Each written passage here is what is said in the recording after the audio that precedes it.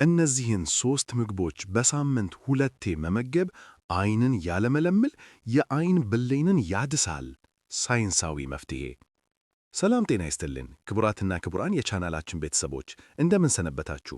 ዛሬም እንደተለመደው ለጤናችሁ እጅግ ጠቃሚና ወሳኝ የሆነ ምናልባትም ብዙዎቻችን የምንዘነጋውን አንድ አስገራሚ መረጃ ይዘላችሁ ቀርበናል። እስቲ ራሳችሁን አንድ ጥያቄ ጠይቁ። ለዓይኔ ጤንነት ምን እያደረግኩ ነው? በየቀኑ ስልካችንን ስንነካካ፣ ኮምፒውተር ላይ ስንፈጠጥ ወይም በፀሐይ ብርሃን ስንሄድ ዓይናችን ምን ያህል እየተጎዳ እንደሆነ አስባችሁ ታውቃላችሁ? አብዛኞቻችን የዓይን ብርሃናችን መቀነስ ወይም መደብዘብ ሲጀምር ነው ስለ ዓይናችን መጨነቅ የምንጀምረው። መነጽር ያስፈልገኝ ይሆን ብለን ወደ ሐኪም ቤት የምንሮጠው ችግሩ ከተፈጠረ በኋላ ነው።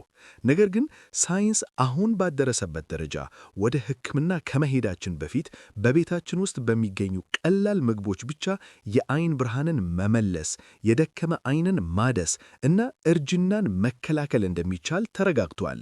ዛሬ የምንነግራችሁ ተራ ወሬ አይደለም።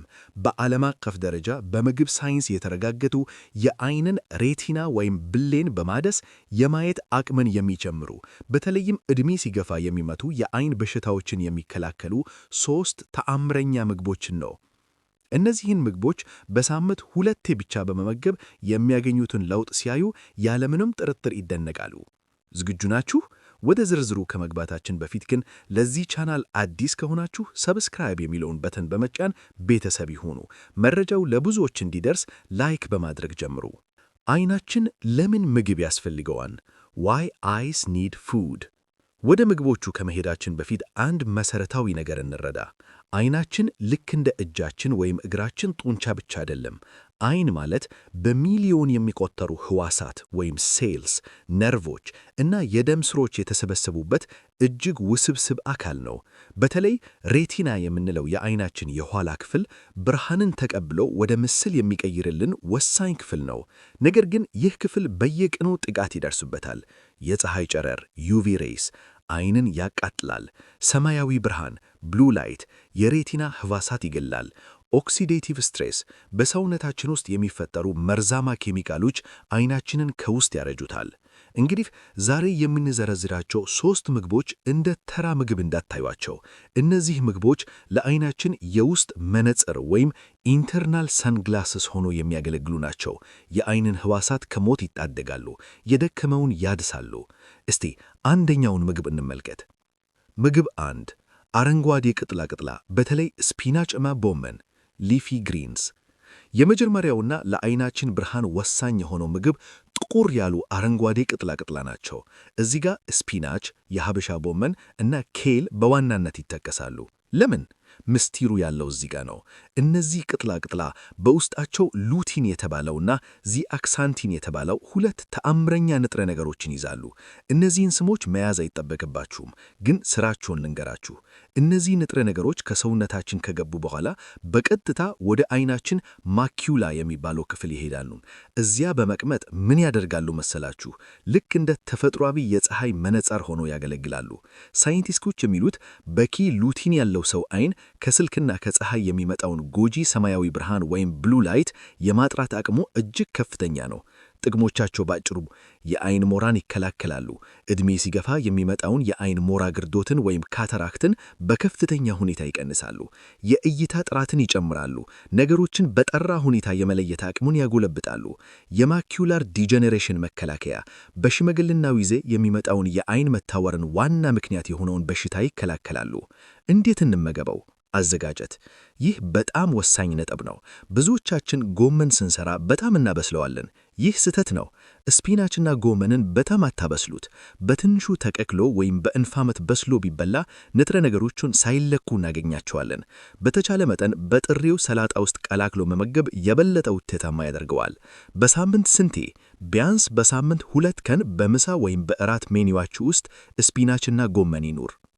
ምግብ 2 ብርቱካናዊ ቀለማት ካሮትና ስኳር ድንች ኦሬንጅ ቬጅስ። ሁለተኛው የምግብ አይነት ሁላችንም ከልጅነታችን ጀምሮ ካሮት ብላህ ዓይንህ ይበራል እየተባለን ያደግንበት ነው። አዎ ካሮትና ስኳር ድንች ስዊት ፖቴቶስ። ነገር ግን አብዛኛው ሰው ካሮት እንዴት ዓይንን እንደሚያድን አያውቅም። ምስጢሩ ቤታ ካሮቲን ነው። ካሮትና ስኳር ድንች ብርቱካናዊ ቀለም እንዲኖራቸው የሚያደርገው ይህ ንጥረ ነገር ነው። ካሮትን ስንመገብ ጉበታችን ይህን ቤታ ካሮቲንን ወደ ቪታሚን ኤ ይቀይረዋል። ቪታሚን ኤ ለዓይን ለምን ያስፈልገዋል? የዓይናችን ሬቲና ብርሃንን ወደ መልእክት ለመቀየርና በጨለማ ለማየት የሚጠቀምበት ሞሌኪውል የሚመረተው ከቪታሚን ኤ ነው። የቪታሚን ኤ እጥረት ስማዎት በምሽት በደንብ አለማየት ወይም ናይት ብላይንድነስ፣ ዓይን መደረቅ፣ የዓይን እንባ ዕድ መዘጋት። ስለዚህ ስኳር ድንችና ካሮትን መመገብ ዓይናችን በምሽት ወይም በደብዛዛ ብርሃን የማየት አቅሙን እንዲያድስ ይረዳዋል። በተለይ ስኳር ድንች ከአንድ ካሮት በላይ ቪታሚን ኤ ይዛል። አንድ መካከለኛ ስኳር ድንች ብቻ ለአንድ ሰው በቀን የሚያስፈልገውን ቪታሚን ኤ መጠን ከበቂ በላይ ነው። አደገኛ ስህተት እና አዘጋጀት። እዚህ ጋር አንድ ትልቅ ምግብ አዘጋጀት ምስጢር ልንገራችሁ። ቪታሚን ኤ በስብ ወይም በዘይት የሚመማ ወይም ፋት ሶሉብል ቪታሚን ነው። ይህ ማለት ምን ማለት ነው? ካሮትንና ስኳር ድንቹን ዝም ብላችሁ ብቻውን ብትመገቡት ሰውነታችሁ ንጥረ ነገሩን ሙሉ ለሙሉ ላይቀበለው ይችላል። ነገር ግን ትንሽ ኦሊቭ ኦይል ወይም ወራይ ዘይት ወይም አቮካዶ ወይም ቅባት ያለው ምግብ ጋር ቀላቅላችሁ ስትመገቡት ሰውነታችሁ ቪታሚኑን የመመጥ አቅሙ በ6x ይጨምራል። ስለዚህ ካሮት ጁስ ስትጠጡ ትንሽ ዘይት ጨምሩበት።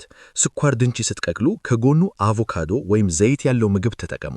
ይህን በሳምንት 2 ማድረግ የዓይን ብሌናችሁን ያድሳል።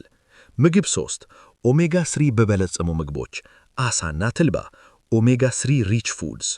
የዓይናችን ሬቲና የተገነባው ከፋቲ አሲድ ነው። በተለይ DHA የሚባለው የኦሜጋ 3 አይነት ለሬቲና ጤንነት ወሳኝ ነው። ዓሳን በምንመገብበት ጊዜ የሬቲናን ሕዋሳት ሽፋን እናጠነክራለን። ብዙ ጊዜ ዓይናችሁ ይደርቃል፣ ብልጭ ይልባችኋል። እንግዲያውስ ኦሜጋ 3 ያስፈልጋችኋል ማለት ነው።